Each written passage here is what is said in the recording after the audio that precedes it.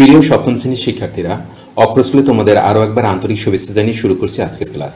আজ সমাধান করব 53 পৃষ্ঠার একক কাজ। শুরু করার আগে অনুরোধ করব, যারা এখন আমাদের চ্যানেলটি সাবস্ক্রাইব করোনি তারা সাবস্ক্রাইব করবে। তো শুরু করা যাক। পৃষ্ঠা 53। এখানে একটি একক কাজ আছে। প্রথমে সহজ উপায়ে 52, 71, 21, 26 এবং 103 এর বর্গ নির্ণয় করো। তো চলো আমরা একক কাজটি সমাধান করি। এখানে বলেছে যে সহজ উপায় কোনটি? উপরে একটু যদি লেখাটি পড়ি, সহজ উপায় বীজগণিতের সূত্র বর্গ সংখ্যা নির্ণয় করো। অর্থাৎ সহজ উপায় বলতে বীজগণিতের সূত্রের সাহায্যে যদি বর্গ নির্ণয় করা হয় তো সেটি এখানে সহজ উপায় বলা হয়েছে। সে বীজগণিতের যে বর্গের যে সূত্রটি আছে, এই বর্গের সূত্রের সাহায্যে আমরা এই সংখ্যাগুলোর বর্গ নির্ণয় করব। যেমন এর আগে আমরা দেখেছি যে a plus B whole square, এর সূত্র কি? এর সূত্র হচ্ছে a square plus 2ab plus B square. এই যে সূত্রটি আছে, এই সূত্রের মাধ্যমে এই সংখ্যাগুলোর বর্গ আমরা নির্ণয় করব। দেখো এখানে একটা উদাহরণ দেওয়া আছে 42। এই 42কে 42 যদি স্কোয়ার করা হয় তাহলে আমরা এই 42কে আবার আলাদাভাবে ভেঙে লিখতে পারি 40 প্লাস 2। এখানে 40 প্লাস 2 লিখেছে, আমরা ইচ্ছে করে অন্যভাবেও লিখতে পারি, যেমন 30 প্লাস 12, অথবা মানে এমনভাবে লিখবো দুইটি সংখ্যার যোগফল যেন 42 হয়। যে কোনো দুইটি সংখ্যা যোগ করে যেন 42 হয়, এমনভাবে আমরা লিখতে পারবো। তো যদি এখানে লেখা হয়েছে 40 প্লাস 2, তার মানে দুটি সংখ্যা যোগ করা হয়েছে 42, 42। তো এখানে এই 40কে ধরেছি আমরা a এবং 2কে ধরবো আমরা b, তাহলে a plus b whole square হলো। এটি এই যে সূত্র, এই সূত্রের অবয়ব আমরা পেলাম।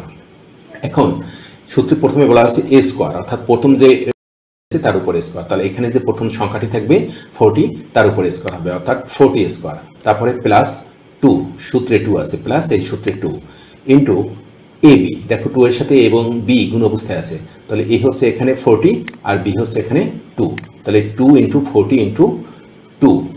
তারপরে এখানে আছে প্লাস, সূত্রে প্লাস, এই প্লাস, তারপরে b স্কোয়ার, এখানে b হচ্ছে 2, তার মানে b স্কোয়ার মানে 2 এর উপরে স্কোয়ার, 2 স্কোয়ার। তো এখন এটিকে যদি হিসাব করি, দেখো তাহলে হবে এখানে 1600। দেখো এখানে 40 উপর স্কোয়ার মানে 40 গুণ 40 মানে 1600। তারপরে 2 গুণ 40 গুণ 2, এটিকে যদি আমরা হিসাব করি 2 দুগুণে 4, 40কে যদি 4 দ্বারা গুণ করি তাহলে হবে 160। তারপরে 2 এর উপর স্কোয়ার মানে 2 গুণ 2, 2 গুণ 2 মানে 4। তাহলে এইগুলোকে যদি আমরা যোগ করি 1600, তারপরে যোগ 160 যোগ 4, যোগ করলে হবে 1764, 1764। তো এই যে নিয়মটি আছে, এই নিয়মে আমরা এই যে সংখ্যাগুলো আছে এই সংখ্যাগুলোর বর্গ নির্ণয় করব। প্রথমে যে সংখ্যাটি আছে 52, তো 52 এর বর্গ হচ্ছে 52 স্কোয়ার। তো এখন এই 52কে আমরা এইভাবে ভাঙতে পারি 50 প্লাস 2 হোল স্কোয়ার। এখানে যেহেতু বর্গ নির্ণয় করতে হবে সেই জন্য আমরা একটা স্কোয়ার দেবো। এখন এর আগে যে সূত্রটি আমরা দেখেছি a plus B whole square, এই a প্লাস বি হোল স্কোয়ারের সূত্র সাহায্যে আমরা এই যে সংখ্যাটি আছে এই সংখ্যাটির বর্গ নির্ণয় করবো। a plus B whole square সূত্র এর আগে আমরা দেখেছি a square plus 2ab plus B square. তো এখানে 50কে ধরা হয়েছে a এবং 2কে ধরা হয়েছে এখানে b, তাহলে a plus B whole square অর্থাৎ a square plus 2ab plus B square, অর্থাৎ 50 square plus 2 into 50 into 2 plus 2 square মানে বি স্কোয়ার। তো এটিকে যদি আমরা হিসাব করি 50 উপর স্কোয়ার মানে 50 গুণ 50, 50 আর 50 যদি গুণ করা হয় তাহলে হবে 2500, প্লাস এখানে এই তিনটি সংখ্যা যদি গুণ করা হয় 2 এবং 50 যদি গুণ করি 100, 100 এবং 2 যদি গুণ করা হয় তাহলে হবে 200। তারপর এখানে 2 এর উপর স্কোয়ার মানে 2 গুণ 2, 2 গুণ 2 মানে 4। এখন এই সংখ্যা থেকে যদি যোগ করা হয় তাহলে হবে 2704।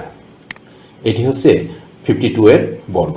এখন 71 এর বর্গ 71 স্কোয়ার। তো এখন 71কে আমরা ভাঙতে পারি 70 প্লাস 1। এর আগে আমি বলেছি যে এই সংখ্যাগুলোকে যে শুধু এই যে যেমন 71 বা 52, এই সংখ্যাগুলোকে যদি এইভাবে আমি ভেঙেছি, এইভাবেই শুধু ভাঙা যাবে এমন নয়, দুটি সংখ্যার যোগফল ওই সংখ্যাটি হলেই হলো। দেখো এখানে 70 এবং 1, এই দুটি সংখ্যার যোগফল হচ্ছে 71। এখন আমি যদি এমন করি যে 40 প্লাস 31, ওই সংখ্যা দুটির যোগফলও কিন্তু 71। সো আমরা ওভাবেই করতে পারি, তুমি যেভাবেই করো না কেন সূত্রের সাহায্যে একই রেজাল্ট আমরা পাবো। তো এখানে এই 70 প্লাস 1, এই 70কে ধরা হয়েছে এখানে a আর 1কে ধরা হয়েছে b, a plus B whole square, অর্থাৎ a square plus 2ab plus B square equal আমরা লিখতে পারি এই যে 70 স্কোয়ার, তার মানে কি 70 ইন্টু 70, তার মানে 4900, প্লাস এখানে এই তিনটি সংখ্যা যদি গুণ করা হয় তাহলে পাবো 140। তারপরে 1 এর উপর স্কোয়ার মানে 1 ইন্টু 1, 1 into 1 মানে 1, এই 1। এখন এই তিনটি সংখ্যা আমরা যোগ করে দিয়েছি, অবশ্যই এই যোগগুলো অবশ্যই তোমরা পারবে। তাহলে হবে কত? 5041, 5041। তারপরে যে সংখ্যাটি আছে 21, 21 এর বর্গ 21 স্কোয়ার। তো এখানে 21কে আমরা ভেঙেছি এভাবে 20 প্লাস 1, 20কে এখানে এ ধরা হয়েছে এবং 1কে এখানে বি ধরা হয়েছে। তাহলে হবে এ প্লাস বি হোল স্কোয়ার। তার মানে এখানে এ স্কোয়ার মানে 20কে এ ধরা হয়েছে এ স্কোয়ার প্লাস 2a, এখানে 1কে বি ধরা হয়েছে, তাহলে 2ab প্লাস ab স্কোয়ার। তো এটিকে যদি আমরা হিসাব করি, এই হিসাবটি অবশ্যই তোমরা বুঝতে পেরেছো। তাহলে 20 স্কোয়ার মানে কি? 20 ইন্টু 20 মানে 400। তারপরে 2 ইন্টু 20 ইন্টু 1, এটাকে যদি আমরা এই তিনটি সংখ্যা গুণ করি তাহলে হবে 40। তারপর 1 এর উপর স্কোয়ার মানে 1। এই তিনটি সংখ্যা যোগ করা হয় 441। তারপরে যে সংখ্যাটি আছে 26, 26 এর বর্গ 26 হোল স্কোয়ার। তার মানে এই 26কে আমরা ভেঙে লিখতে পারি 20 প্লাস 6। তো এই 20কে আমরা এ ধরেছি এবং 6কে আমরা বি ধরেছি। তাহলে a plus B whole square, a square plus 2ab plus B square, যেহেতু বি হচ্ছে 6 বি স্কোয়ার। তো এটিকে যদি আমরা এখন হিসাব করি 20 স্কোয়ার মানে 20 ইন্টু 20, তার মানে 400, এর আগে আমরা দেখেছি। তারপর হচ্ছে 2 ইন্টু 20 ইন্টু 6, এই তিনটি সংখ্যাকে যদি গুণ করি তাহলে হবে 240। তারপরে 6 স্কোয়ার মানে 6 ইন্টু 6 মানে 36। এই তিনটি সংখ্যাকে যদি যোগ করা হয় তাহলে হবে 676, 676।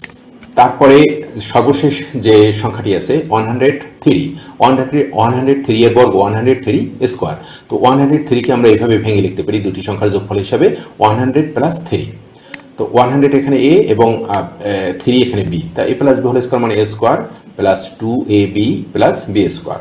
এখন এটিকে আমরা হিসাব করবো বড় মতো, যেমন 100 এর স্কোয়ার মানে 100 ইন্টু 100, তার মানে 10,000 প্লাস এখানে তিনটি সংখ্যা যদি আমরা গুণ করি 2, 100 এবং 3, তাহলে পাবো আমরা 600।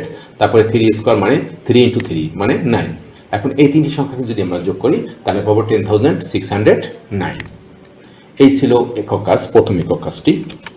তারপর এখানে কি বলা হয়েছে দেখো, এবার নিচের ছকে 1 থেকে 20 সংখ্যার বর্গ সংখ্যা দেওয়া আছে, সহজ উপায়ে বর্গ নির্ণয়ের নিয়মের সাহায্যে খালিঘর পূরণ করো। ক্যালকুলেটর ব্যবহার করা যাবে না। দেখো এখানে একটি ছক আছে, ছক 2.4। এই 2.4-এ যে সংখ্যাগুলো আছে এই সংখ্যাগুলোর বর্গ সংখ্যা নির্ণয় করতে হবে সহজ নিয়মে। তার মানে এই একক কাজটিতে আমরা যেভাবে আমরা এই সংখ্যাগুলোর বর্গ নির্ণয় করেছি ওই নিয়মে সংখ্যাগুলোর বর্গ নির্ণয় করে তারপর এখানে যে ছক আছে ছকে বসিয়ে দিতে হবে। তো আমরা এখানে কি করব, যেহেতু এই এতগুলো সংখ্যার এই সহজ নিয়মে যদি আমরা বর্গ নির্ণয় করে একটু সময় সাপেক্ষ ব্যাপার, এই কারণে আমরা অন্যভাবে মানে আরও সহজ নিয়মে আমরা বর্গ নির্ণয় করে এখানে বসিয়ে দেবো। কিন্তু তোমাদের পরীক্ষা বা তোমাদের ক্লাসে যদি এই ছকটিকে করতে বলা হয় তাহলে তোমরা এই যে উপরে যে একক কাজটি আমরা যে নিয়মে করেছি, যে সহজ নিয়ম অর্থাৎ এই সূত্র ব্যবহার করে করেছি, এইভাবে সূত্র ব্যবহার করে রেজাল্ট বের করে তারপরে এই তোমরা এই যে ছক আছে ছকে তোমরা লিখে দেবে। আমরা জাস্ট এখানে সময় বাঁচানোর জন্য একটু অনুভবে করছি। মানে আমরা জানি কোনো সংখ্যাকে ওই সংখ্যা দ্বারা গুণ করলে তার বর্গ সংখ্যা পাওয়া যায়। যেমন 1কে যদি আমরা 1 দ্বারা গুণ করি 1 গুণ 1 ইন্টু 1, তার 1-এর বর্গ সংখ্যা হচ্ছে 1, তার আমরা এখানে লিখে দিতে পারি 1। তো চলো আমরা এই কাজটা করি। যেমন 1-এর বর্গ সংখ্যা হচ্ছে 1, তারপরে এখানে দেয়াই আছে 2-এর বর্গ সংখ্যা হচ্ছে 4, 3-এর বর্গ সংখ্যা হচ্ছে 9। কীভাবে আসছে এটা আমরা আশা করি বুঝতে পারবো যে 2 ইন্টু 2 এখানে 4, তারপরে 3 ইন্টু 3 ইকুয়াল 9। তারপরে এখানে 4-এর বর্গ সংখ্যা হচ্ছে 16, কারণ 4 ইন্টু 4 ইন্টু ইকুয়াল 16। তারপরে 5-এর বর্গ সংখ্যা হচ্ছে 25, তার মানে 5 ইন্টু 5। তারপরে 6-এর বর্গ সংখ্যা হচ্ছে 36, কারণ 6 ইন্টু 6 মানে 36।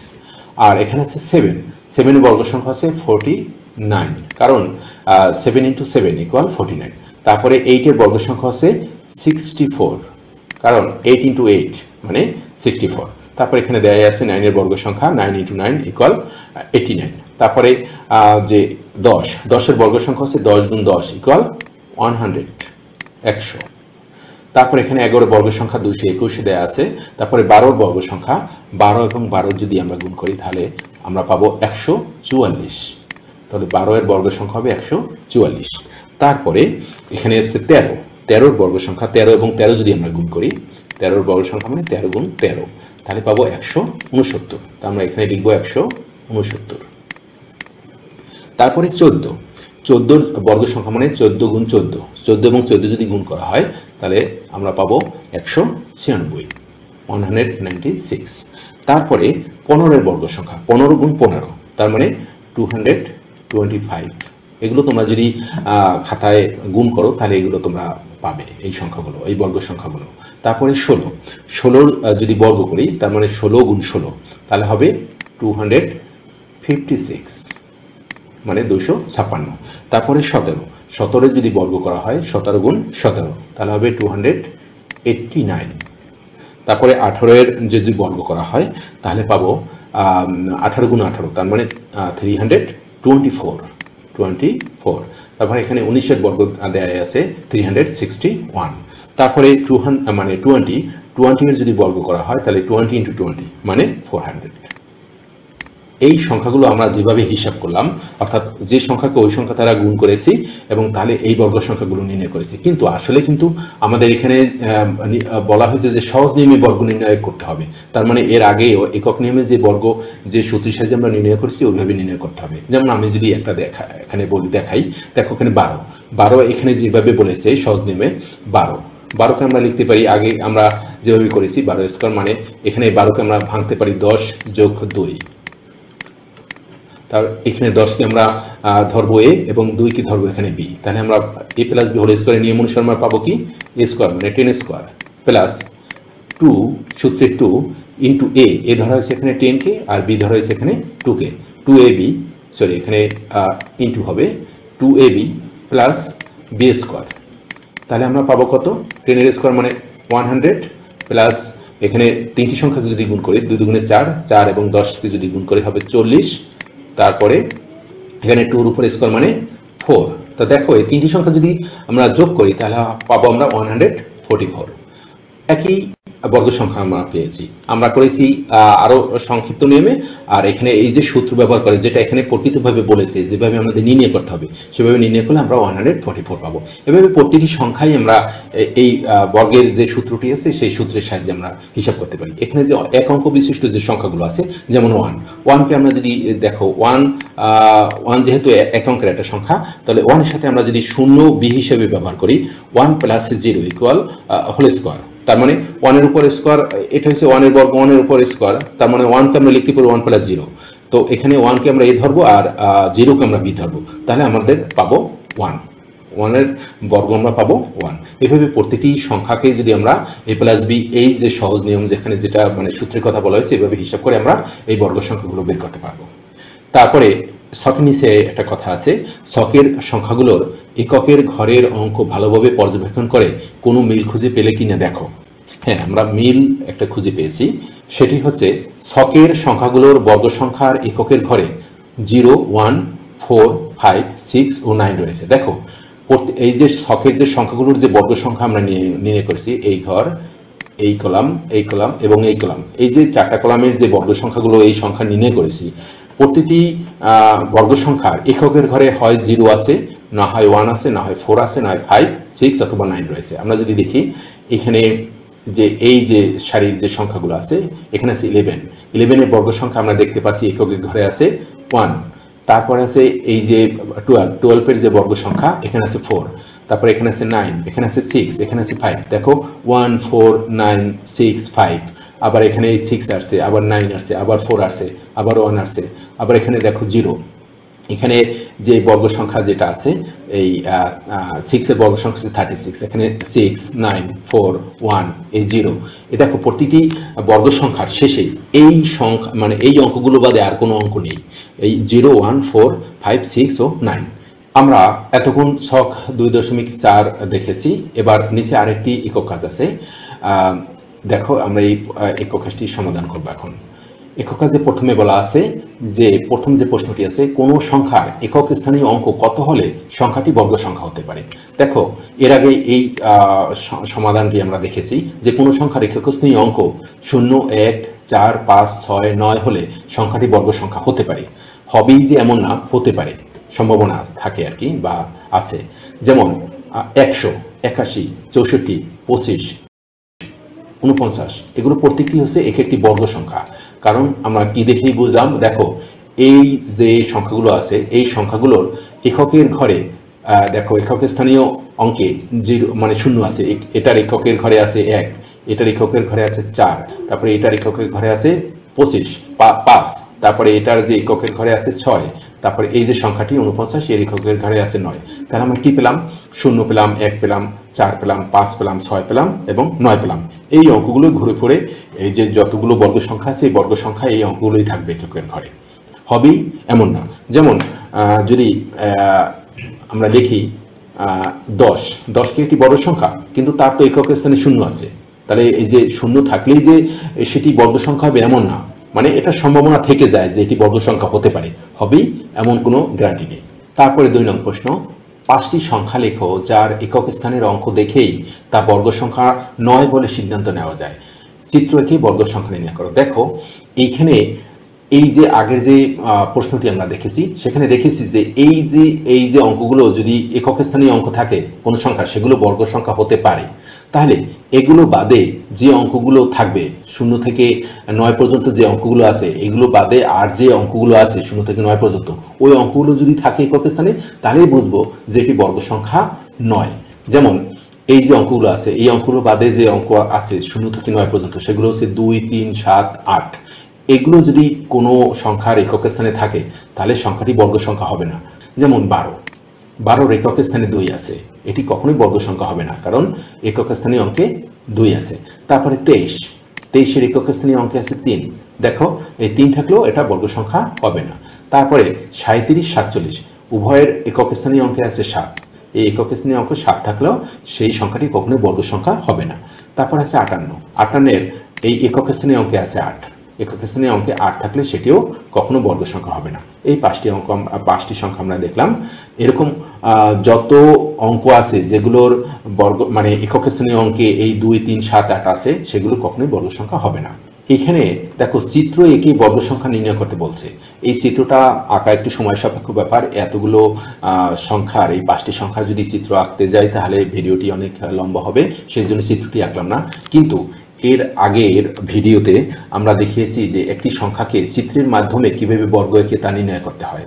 তোমরা যদি এটা তো 53 পৃষ্ঠা, তোমরা যদি 52 পৃষ্ঠার ভিডিওটি দেখো সেখানে দেখানো হয়েছে যে একটি সংখ্যাকে বর্গের মাধ্যমে কিভাবে তার বর্গ নির্ণয় করতে হয়। তো আজকের ক্লাস এই পর্যন্তই। ভালো থাকবে সবাই, ধন্যবাদ সবাইকে।